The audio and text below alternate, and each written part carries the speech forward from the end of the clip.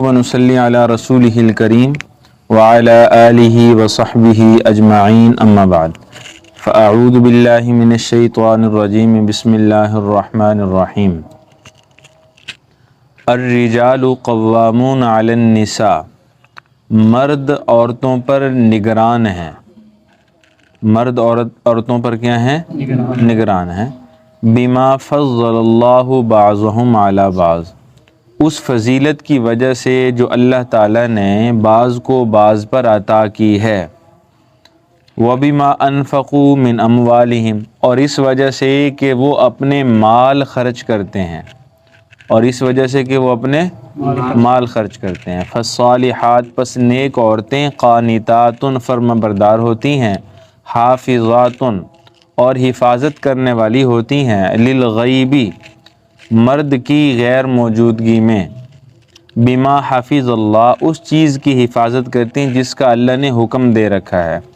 واللاتی تخافون، اگر تم ان عورتوں کے بارے میں خوف رکھو، نشوزہن، ان کی نافرمانی کا یا ان کی بغاوت کا، تو فعظوہن، تو ان کو نصیحت کرو، ان کو نصیحت کرو۔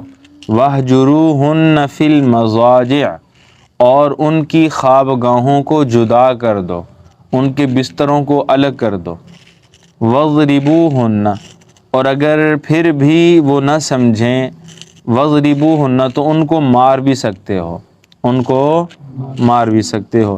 فَإِنْ أَطَعْنَكُمْ، پس اگر وہ فرما برداری اختیار کر لیں، فَلَا تَبْغُوا عَلَيْهِنَّ سَبِيلًا، تو پھر ان کے خلاف کوئی چارہ جوئی مت کرو، کوئی دوسرا راستہ تلاش نہ کرو۔ ان اللہ کان علیٰ، بلا شبہ اللہ تعالیٰ تم سب کے اوپر، کبیراً، اور تم سب سے بڑے ہیں۔ معزز سامعین، گزشتہ آیات طیبات کے اندر اللہ تعالیٰ نے عورتوں کو دوسری جنس کی تمنا کرنے سے منع فرمایا، اور یہ صرف عورتوں کے لیے ممانعت نہیں ہے، بلکہ اگر کوئی مرد کسی خاص وجہ سے یا بعض وجوہات کی بنا پر یہ خیال کرے کہ کسب معاش کتنا مشکل ہے، زمانے کی ٹھوکریں کھانا یہ کتنا مشکل ہے، ٹھیک ہے، کاش کہ ہم عورتیں ہوتیں تو ہم بھی گھروں میں بیٹھ کے سکون سے کھاتی، تو اس طرح کی خواہشات نہ مردوں کے لیے اس کی اجازت ہے اور نہ ہی عورتوں کے لیے۔ اللہ تعالیٰ نے کل کے سبق والی آیات میں اس سے منع فرما دیا تھا، اور اللہ تعالیٰ نے یہ بات ارشاد فرمائی تھی کہ یہ جنس کا فیصلہ یہ اللہ تعالیٰ کا اختیار ہے، اور اللہ تعالیٰ کا جو بھی فیصلہ ہوتا ہے وہ حکمت سے خالی نہیں ہوتا۔ معزز سامعین، آج کے درس میں اللہ تعالیٰ نے وہ جو کل بیان فرمایا تھا کہ مردوں کو ہم نے فضیلت دی ہے، تو اس فضیلت کی وجوہات بیان فرمائی ہیں اور چند ایک معاشرتی مسائل بیان فرمائے ہیں۔ تو سب سے پہلے تو یہ بات اللہ تعالیٰ نے ارشاد فرمائی ہے کہ مرد عورت پر نگران ہے، مرد عورت پر نگہبان ہے۔ مرد عورت پر بعض شراح نے، بعض مفسرین نے اس کا معنی حاکم کا بھی کیا ہے کہ مرد عورت پر گویا کہ کیا ہے؟ حاکم ہے۔ اب یہ ایک بات ذہن میں رہے کہ جہاں بھی انسانی سوسائٹی ہوگی، انسانی معاشرہ ہوگا، وہاں پہ رئیس مرؤوس، حاکم محکوم، امیر مامور، نگہبان ماتحت کا سلسلہ ضرور ہوگا، یہ معاملہ ضرور ہوگا۔ کچھ جو ہے وہ حاکم ہوں گے، باقی محکوم ہوں گے، کچھ نگہبان ہوں گے، باقی ماتحت ہوں گے، کچھ جو ہے وہ امیر ہیں تو کچھ باقی کیا ہوں گے؟ مامور ہوں گے۔ تو یہ معاملہ ضرور ہوگا۔ اللہ نے مرد و عورت کے بارے میں گویا کہ مرد کو نگہبان بنا دیا، عورت کو ماتحت بنا دیا۔ مرد کو اللہ تعالیٰ نے گویا کہ حاکم بنا دیا اور عورت کو محکوم بنا دیا۔ اب یہ جو اللہ تعالیٰ نے یہ فیصلہ فرمایا ہے حاکم اور محکوم بنانے کا، اللہ نے جو مرد کو فضیلت دی ہے، اس کی اللہ نے دو وجہیں یہاں پہ آج کی آیات میں بیان فرمائیں۔ پہلی تو دیکھیے کہ سب سے پہلے تو یہ دیکھ لیجیے کہ اللہ نے فرمایا الرجال قوامون علی النساء، کہ مرد نگہبان ہیں مرد حاکم ہیں علی النساء کن پر؟ عورتوں پر، بما فضل اللہ بعضهم علی بعض، اس فضیلت کی وجہ سے جو اللہ تعالیٰ نے بعض کو بعض پر یعنی مردوں کو عورتوں پر دے رکھی ہے۔ ٹھیک ہے جی، میں نے عرض کیا کہ دو وجہیں اللہ نے بیان فرمائیں جن کی وجہ سے اللہ نے مرد کو فضیلت دی ہے، اور وہ جو دو علتیں ہیں ان میں ایک فطری علت ہے، قدرتی علت ہے، اللہ کی عطا کردہ ہے، اور ایک اختیاری وجہ ہے۔ ایک کون سی ہے؟ اختیاری۔ وہ جو غیر اختیاری علت ہے، جو فطرتی علت ہے، قدرتی علت ہے، وجہ ہے، وہ معزز سامعین یہ کہ بما فضل اللہ بعضهم علی بعض، کہ اللہ تعالیٰ نے اس کو فضیلت دی ہے۔ مرد کو فضیلت کس نے دی؟ جب اللہ تعالیٰ نے فیصلہ کر لیا تو اب اس فیصلے کو سر تسلیم خم کرنے کے اندر ہی بہتری ہے۔ بات سمجھیں جی؟ تو گویا کہ پہلی فضیلت وہ ہمارے سامنے آ گئی۔ اچھا، یہ جو فطری فضیلت ہے، جو قدرتی فضیلت ہے، یہ بھی کسی خاص وجہ سے ہے، اور وہ رسول اللہ صلی اللہ علیہ وسلم نے بیان فرمائی ہے۔ حضور نے فرمایا کہ عورتوں کی جو عقل ہے یہ بھی ناقص ہے، اور عورتوں کا جو دین ہے یہ بھی ناقص ہے۔ ناقص العقلی والدین ہوتی ہیں۔ تو ایک دانا جو ہے وہ صحابیہ نے رسول اللہ صلی اللہ علیہ وسلم سے سوال کیا کہ یا رسول اللہ، ہم عقل کے اندر کیسے مردوں سے پیچھے ہیں اور ہم دین میں کیسے پیچھے ہیں؟ تو رسول اللہ صلی اللہ علیہ وسلم نے پھر مثال کے ساتھ اس عورت کو سمجھا دیا تھا۔ رسول اللہ صلی اللہ علیہ وسلم نے فرمایا کہ اللہ تعالیٰ نے ایک مرد کے مقابلے میں کتنی عورتوں کی گواہی مانگی ہے؟ دو۔ یہ ناقص العقل کی علامت ہے کہ ان کا حافظہ کمزور ہوتا ہے۔ نسیان، بھولنا مردوں سے عورتوں کے اندر مردوں کے مقابلے میں زیادہ ہوتا ہے۔ ٹھیک ہے جی، عقل کمزور ہوتی ہے، اس لیے اللہ تعالیٰ نے ایک مرد کے مقابلے میں کتنی عورتوں کی گواہی مانگی؟ دو عورتوں کی گواہی مانگی ہے۔ اور پھر رسول اللہ صلی اللہ علیہ وسلم نے فرمایا کہ کیا تم دیکھتی نہیں کہ عورت ہر مہینے نماز کے معاملے میں بیٹھی رہتی ہے، وہ خاص ایام میں اور روزہ نہیں رکھ سکتی، وہ ان خاص ایام میں قرآن پاک کی تلاوت نہیں کر سکتی، قرآن پاک کو چھو نہیں سکتی۔ تو حضور نے فرمایا کہ یہ دین کے نقص کی ہی تو مثال ہے۔ اگرچہ اس میں کوئی عورت کا اختیار نہیں ہے، لیکن بہرحال دین کے اندر نقص تو ہے نا۔ بات سمجھے نا جی؟ تو یہ دو چیزیں رسول اللہ صلی اللہ علیہ وسلم نے۔ اور اسی طرح جب زچگی کے ایام ہوتے ہیں، جب نفاس، عورت کی جب ولادت بچے کو جنم دیتی ہے، تو اس کے بعد جو نفاس کا ایک پیریڈ ہوتا ہے، تو اس نفاس کے مدت کے دوران بھی عورت نماز سے محروم ہے، عورت روزے سے محروم ہے، عورت تلاوت قرآن سے کیا ہے؟ محروم ہے۔ تو یہ گویا کہ ناقص الدین کی علامت اور دلیل ہے۔ ٹھیک ہے جی؟ تو بہرحال معزز سامعین، اس کے علاوہ بھی اگر ہم دیکھیں تو بہت ساری ایسی چیزیں ہیں کہ جن کی وجہ سے ہمیں یہ بات سمجھ آتی ہے کہ مرد کو اللہ تعالیٰ نے عورت پر فضیلت کیوں دی ہے، اور یہ بہت ساری چیزیں اس کی بہت سی مثالیں بن جاتی ہیں۔ مثال کے طور پہ اگر شرعی گواہی کا اگر موقع آ جائے، جیسا کہ ہم نے پیچھے ابھی کہا، تو شرعی گواہی ایک مرد کے مقابلے میں کتنی عورتوں کا وہاں پہ تقاضا ہے؟ دو عورتوں کا۔ اور یہاں پہ ایک بات جو میں نے یہاں پہ کرنی تھی اضافی، اسی وجہ سے میں نے اس کو دوبارہ بھی چھیڑا ہے، کہ وہ شرعی گواہی جس کی بنیاد پر کسی حد یا تعزیر کا فیصلہ ہونا ہو، یعنی حد یا تعزیر کہتے ہیں جس میں شریعت نے جس جرم کی سزائیں رکھی ہوئی ہیں، ان میں عورت کی گواہی بالکل معتبر نہیں ہے۔ نہیں سمجھیں؟ یعنی وہ جرائم جن میں کوئی سزا جاری ہوتی ہے، کوئی حد جاری ہو، جیسے چور کی سزا ہے کہ ہاتھ کو کاٹا جائے گا، ٹھیک ہے جی، زانی کی سزا ہے اس کوڑے لگائے جائیں گے، بہتان لگانے والے کی سزا ہے کہ اس کو بھی کوڑے لگائے جائیں گے، ٹھیک ہے نا جی۔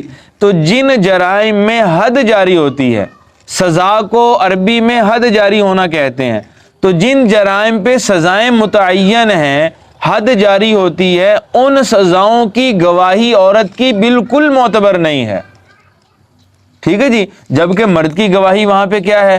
معتبر ہے۔ تو یہ کتنا بڑا فرق ہے۔ اسی طرح معزز سامعین کہ چند مسائل اور بھی ایسے ہیں کہ عورت جو ہے یہ حکمران نہیں بن سکتی۔ عورت حکمران، رسول اللہ صلی اللہ علیہ وسلم کو جب پتہ چلا کہ ایرانیوں نے کسرا کی بیٹی جو تھی بوران، کسرا جو بادشاہ تھا نا، شاہ کسرا، ایران کا جو بادشاہ ہوتا اس کو کسرا کہا جاتا تھا، کسرا کی بیٹی تھی جو ہے وہ بوران، اس کو ایرانیوں نے جو ہے وہ اپنا لیڈر منتخب کر لیا اور بادشاہ بنا لیا۔ جب رسول اللہ صلی اللہ علیہ وسلم کے سامنے یہ بات آئی تو حضور نے فرمایا لن یفلح قوم ولوا امرهم امرأة، کہ وہ قوم کبھی بھی کامیاب نہیں ہو سکتی جو اپنا قائد، اپنا لیڈر، بادشاہ، اپنا امیر وہ کسی عورت کو بناتی ہے۔ بات سمجھیں؟ تو گویا کہ عورت یہ بادشاہ بھی نہیں بن سکتی۔ اور نکاح کے معاملے میں دیکھیے کہ طلاق کا اللہ تعالیٰ نے استحقاق کس کو دیا ہے؟ طلاق کا اختیار اللہ نے کس کو دیا ہے؟ مرد کو دیا ہے۔ اللہ نے عورت کو طلاق کا اختیار نہیں دیا ہے۔ اور اسی طرح وراثت کے باب میں اگر ہم دیکھیں تو اللہ تعالیٰ نے بھی، ہم نے پیچھے پڑھا کہ للذکر مثل حظ الانثیین، کہ عورت کے جو ہے وہ مرد کا ایک حصہ، مرد کے 2 حصے اور عورت کا ایک حصہ ہے۔ تو ان تمام چیزوں کو اگر سامنے رکھا جائے تو یہ بات ہمیں بخوبی سمجھ آ سکتی ہے کہ اللہ تعالیٰ نے مرد کو عورت کے مقابلے میں فضیلت عطا فرمائی ہے۔ مرد کو اللہ نے نگہبان بنایا ہے اور عورت کو اللہ نے ماتحت بنایا ہے۔ مرد کو اللہ تعالیٰ نے حاکم بنایا ہے اور عورت کو اللہ تعالیٰ نے محکوم بنایا ہے۔ ٹھیک ہے جی، ظاہر سی بات ہے کہ جب یہ حاکم محکوم کا جو ہے وہ طریقہ اور یہ معاملہ گھر کے اندر رہے گا اور ایک جو ہے وہ حکم کرنے والا دوسرا حکم ماننے والا، تو پھر ہی زندگی کی گاڑی اچھے طریقے سے چل سکتی ہے۔ اور اگر ہر فرد، گھر کے جتنے افراد ہیں وہ سارے کے سارے اگر آرڈر چلانے والے ہوں تو پھر گھر کوئی بھی کامیاب، معاشرہ کوئی بھی کامیاب نہیں ہو سکتا۔ ٹھیک ہے جی، اگر ساری کی ساری جو ہماری اسمبلی کے ممبر ہیں، ٹھیک ہے جی، 300 کے اوپر، ان سب کو اگر وزیر اعظم بنا دیا جائے تو پھر ملک چل جائے گا۔ ٹھیک ہے نا جی، تو اس کی خوبصورتی اور نظام کو چلانے کا طریقہ یہی ہے کہ ایک ہی وزیر اعظم ہوگا۔ ٹھیک ہے، باقی اس کی کابینہ ہو سکتی ہے، وزیر مشیر ہو سکتے ہیں، وہ مشورہ جب چاہے جس سے چاہے لے سکتا ہے اور اس کے معاونین بہت سے ہو سکتے ہیں، لیکن بہرحال حاکم ایک ہی ہوتا ہے۔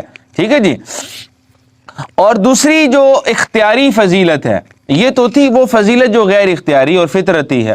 دوسری جو اختیاری فضیلت ہے اللہ تعالیٰ نے اس کو بیان کرتے ہوئے فرمایا وَبِمَا أَنفَقُوا مِنْ أَمْوَالِهِمْ، کہ اللہ نے مرد کو عورت پر فضیلت اس لیے دی ہے کہ مرد جو سارا دن مارا مارا پھرتا ہے، وہ خون پسینہ ایک کر دیتا ہے، دن رات ایک کر دیتا ہے، اور جو حاصل حصول جو وصول مال کی صورت میں آتا ہے تو وہ کس پر خرچ کرتا ہے؟ گھر والوں پہ ہی خرچ کرتا ہے، عورتوں پہ ہی خرچ کر رہا ہوتا ہے۔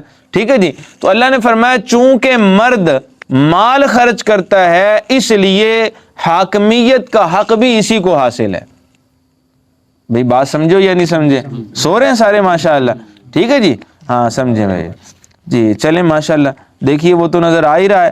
اب آگے دیکھیے اللہ تعالیٰ نے فرمایا کہ علی الموسع قدرہ علی المقتر قدرہ، جو خوشحال ہیں وہ اپنی خوشحالی کی جو ہے وہ حیثیت سے خرچ کریں گے، اور جو تنگ دست ہیں وہ اپنی اس حیثیت کے مطابق خرچ کریں گے۔ تو بہرحال خرچ مرد ہی کرتا ہے، خرچ کون کرتا ہے؟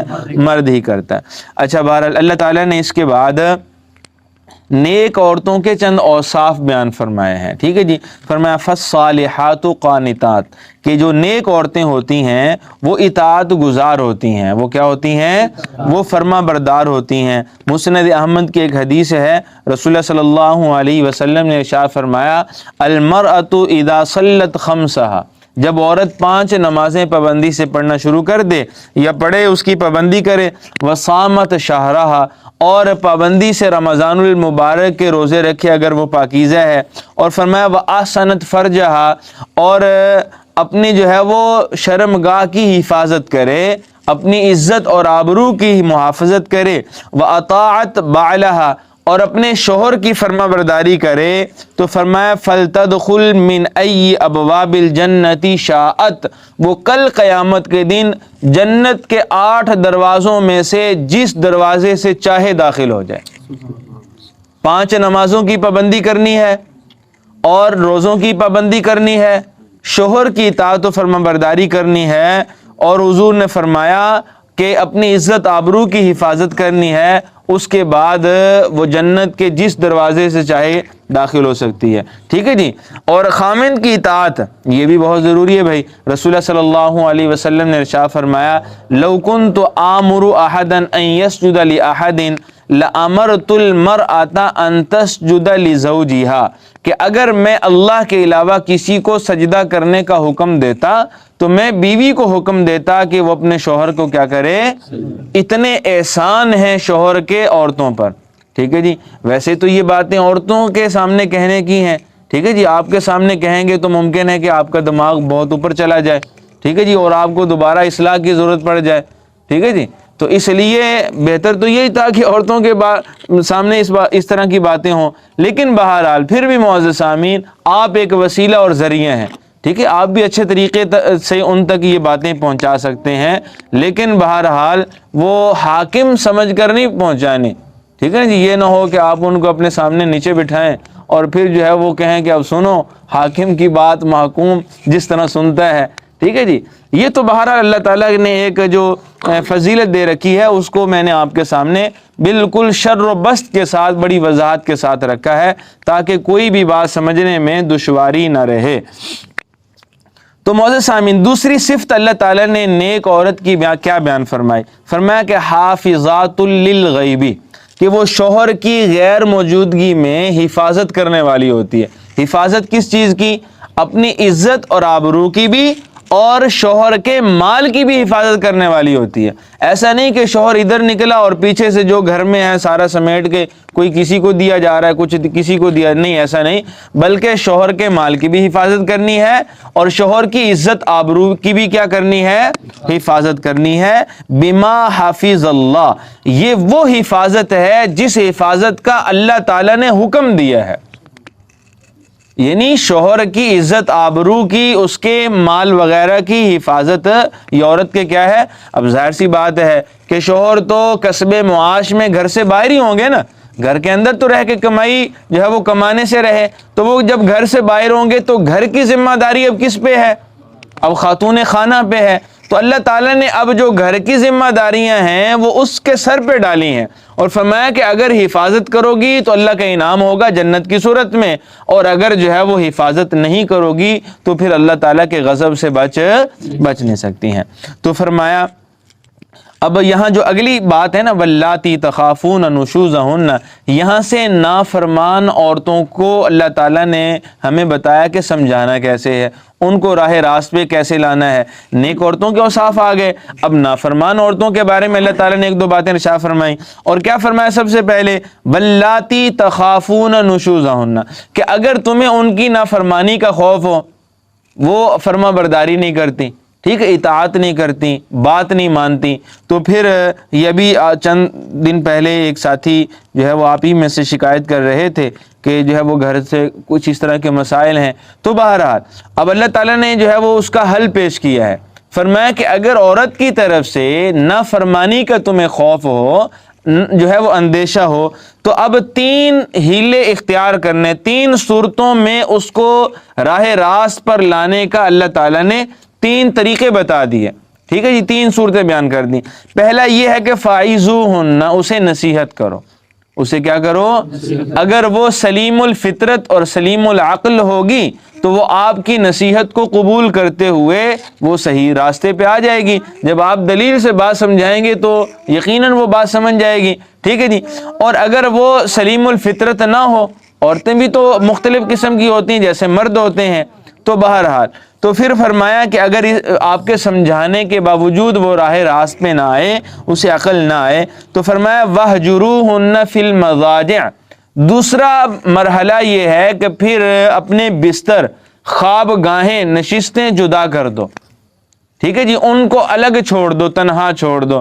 اگر اس کے کوئی عقل ہوگی، کوئی شعور کی رتی ہوگی تو یقیناً وہ یہی سوچے گی کہ میرا جو شوہر ہے وہ مجھ سے ناراض ہے، اسی وجہ سے جو ہے مجھے اس نے الگ کر دیا ہے، ٹھیک ہے جی۔ لیکن فقہا کہتے ہیں کہ کمرے سے باہر نہ جاؤ، گھر سے باہر نہ جاؤ، رہنا گھر کے اندر ہی ہے، صرف نشستیں اور بستر الگ کرنے کا حکم ہے۔ بات سمجھ، اس میں بھی ایک بہت بڑی حکمت ہے۔ تو بہرحال فرمایا کہ اپنی خوابگاہیں کیا کر دو۔ اب اگر عقل آ جائے تو فابیہا، اگر عقل نہ آئے تو تیسرا مرحلہ یہ ہے وَضْرِبُوهُنَّ، پھر تم انہیں مار بھی سکتے ہو، پھر انہیں کیا کر سکتے ہو، مار بھی سکتے ہو۔ لیکن معزز سامعین، یہ جو سرزنش ہے یہ انتقام کے لیے نہیں ہے، بلکہ یہ تادیب اور ادب کے لیے ہے۔ اس سے یہ نہ سمجھا جائے کہ یہ کوئی غصہ نکالنے کے لیے اللہ نے اجازت دے دی ہے، انتقام کی اللہ نے اجازت دے دی ہے۔ حدیث مبارکہ میں آتا ہے کہ صحابیہ رسول اللہ صلی اللہ علیہ وسلم کی ازواج مطہرات میں سے ایک زوجہ محترمہ فرماتی ہیں لقد طاف بآل محمد 70 امرأة، کہ جب یہ آیت مبارکہ نازل ہوئی تو وَضْرِبُوهُنَّ کی اجازت تھی، مارنے کی اجازت تھی، تو 70 کے قریب عورتیں رسول اللہ صلی اللہ علیہ وسلم کے گھر میں شکایت لے کے آئیں کہ ہمیں ہمارے خاوند بہت سزا دیتے ہیں اور مارتے ہیں، ٹھیک ہے۔ اور پھر رسول اللہ صلی اللہ علیہ وسلم نے صحابہ کو سمجھایا اور فرمایا کہ وَضْرِبُوهُنَّ غَيْرَ مُبَرَّحٍ، کہ یہ مارنا ایسا ہے کہ جو صرف جو ہے وہ تنبیہ کے لیے ہو، تادیب کے لیے ہو، ادب کے لیے ہو، یہ انتقام اور غصہ نکالنے کے لیے یعنی نشان نہ پڑیں، کوئی ہڈی پسلی کو نقصان نہ ہو، بلکہ صرف ڈرانے دھمکانے کے لیے اللہ نے اجازت دی ہے۔ اور پھر رسول اللہ صلی اللہ علیہ وسلم نے حجۃ الوداع کے موقع پر جو حضور کی آخری انسانیت کو، پوری انسانیت کو جو ہے وہ تقریر ہے، اس میں بھی رسول اللہ صلی اللہ علیہ وسلم فرمایا کہ لوگوں دیکھو تمہاری عورتیں جو ہیں یہ ان کے تم پر بہت سے حق ہیں، اور فرمایا کہ یہ تمہارے پاس اس طرح ہے جس طرح قیدی جو ہے وہ کسی کے پاس ہوتا ہے، اور فرمایا کہ ان کے عورتوں کے معاملے میں اللہ سے ڈرتے رہو اور عورتوں سے بہتر سلوک کرو۔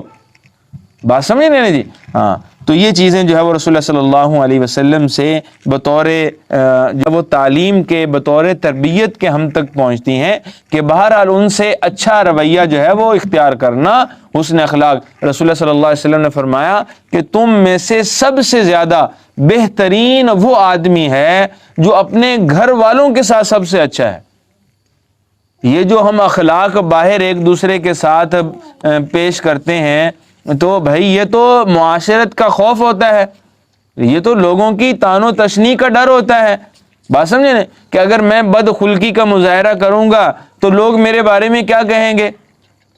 اثر اخلاق وہ گھر کے اندر نظر آنے چاہیے، یعنی والدین کے ساتھ ہمارا رویہ کیسا ہے، ٹھیک ہے جی، بہن بھائیوں کے ساتھ ہمارا رویہ کیسا ہے، بیٹیوں کے ساتھ، اولاد کے ساتھ، بیوی کے ساتھ ہمارا رویہ کیسا ہے۔ اصل اخلاق کا میدان کیا ہے؟ باہر جتنے مرضی آپ مہذب بننے پھریں، اصل تہذیب گھر کی ہوگی۔ باہر جتنے مرضی آپ اخلاق کے اعلیٰ درجے پہ فائز ہو جائیں، لیکن اصل اخلاق کہاں پہ پتہ چلتے ہیں؟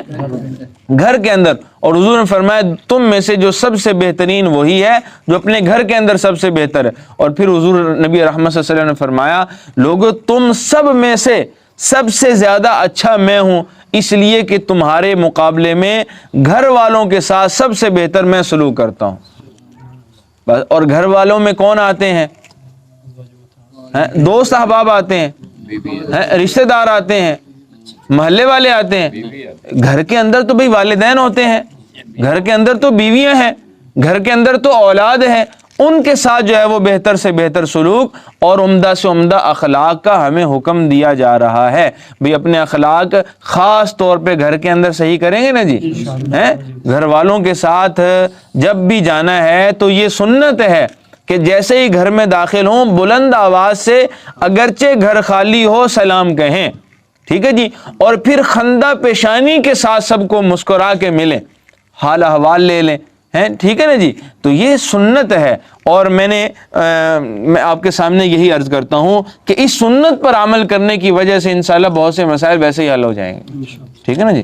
تو بہرحال فرمایا کہ فَلَا تَبْغُوا عَلَيْهِنَّ فَإِنْ أَطَعْنَكُمْ، اگر ان 3 ہیلوں کو اختیار کرنے کے بعد وہ فرما برداری اختیار کر لیں، وہ عورتیں ٹھیک ہو جائیں، تمہاری فرما برداری اختیار کر لیں، اطاعت کر لیں، فَلَا تَبْغُوا عَلَيْهِنَّ سَبِيلًا، اب مزید کوئی چارہ جوئی نہ کرو، اب مزید ان کے خلاف کارروائی کرنے کا راستہ نہ اختیار کرو، نہ تلاش کرو. ٹھیک، اللہ نے پھر منع کر دیا کہ اب جب ٹھیک ہو گئی تو بس اب اللہ تعالیٰ کا شکر ادا کرو اور بحسن و خوبی زندگی کی گاڑی کو آگے چلنے دو. اور فرمایا کہ ان اللہ کان علیا کبیرا، اب مردوں کا دماغ صحیح ہو رہا ہے. الرجال قوامون کہا نا، حاکم محکوم کا ایک سلسلہ اور تعلق بنا دیا، رئیس مرؤوس کا ایک تعلق بنا دیا. ٹھیک ہے جی. ممکن تھا کہ مرد کا پارا بہت اوپر چلا جاتا، ممکن تھا کہ مرد واقعی اپنے آپ کو حکمران سمجھتا، گھر میں ایسے آتا جیسے تھانے دار آتا ہے، بات سمجھے نا جی. تو اب اللہ تعالیٰ نے اس کا دماغ اپنی جگہ پہ لانے کے لیے فرمایا کہ لوگوں یاد رکھو، تم سے سب سے اوپر، تم میں سے جو سب سے بلند و برتر ہے وہ اللہ کی ذات ہے، اور تم میں سے سب سے جو بڑی ذات ہے کبیرن، وہ بھی کون سی ذات ہے؟ وہ بھی اللہ کی ذات ہے. اللہ سے بڑھ کر کوئی بھی کائنات میں یہ اشارہ کر دیا کہ اگر تم اپنی اس حاکمیت کا ناجائز فائدہ اٹھاؤ گے، اگر تم اپنے اس رئیس اور نگہبانی کا ناجائز فائدہ اٹھاؤ گے، بلا وجہ کہ ان کے اوپر سختیاں کرو گے، تو پھر ایک ذات تمہارے اوپر بھی ہے، وہ کل کو حساب کتاب کرے گی اور معاملات جو ہے وہ چکتا کر دے گی. اس لیے جو ہے وہ اپنے آپ کو اپنے دائرہ اختیار میں رہتے ہوئے زندگی گزارنی چاہیے.